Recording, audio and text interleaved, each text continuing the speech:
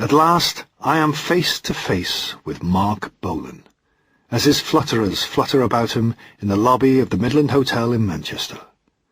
I am nothing and look nothing. "Could I have your autograph?" I ask softly. "Oh, no," he says, and slowly walks away to nowhere, unavailable to the outside world. I nod with all the shyness of adolescent modesty, as if understanding the catastrophic trouble I had brought upon him by asking. His new album will enter the chart at number 50, and mental illness is artistic activity, as mental illness is artistic activity.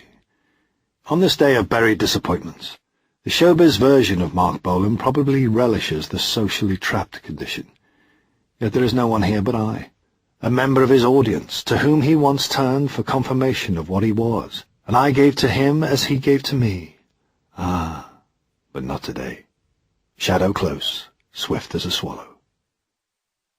Back on Manchester's inscrutable streets, I find a tatty leaflet stuck on a Peter Street lamppost, telling me that the Sex Pistols will play that very night at the Lesser Free Trade Hall. They are not the saviours of culture, but the destruction of it, which suits me quite perfectly, and I managed to see them 2 more times that year. By their 3rd Manchester visit, they have released a single, Anarchy in the UK, and everything has tensed up. The music papers are at their peak, and it's almost as if this idea of music has only just started.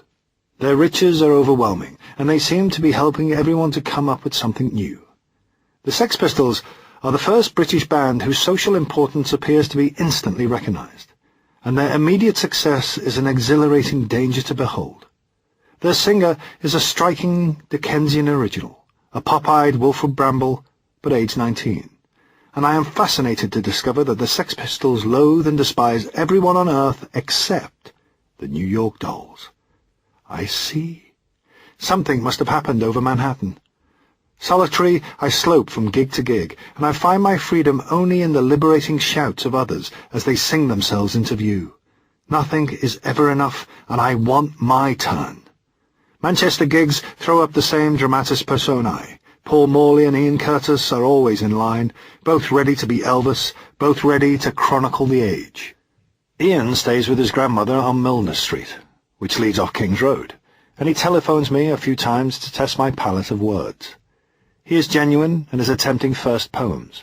I continue to live with my mother and sister at 384 King's Road, with its landing haunted by the previous occupant, an elderly woman who lived and died within these walls.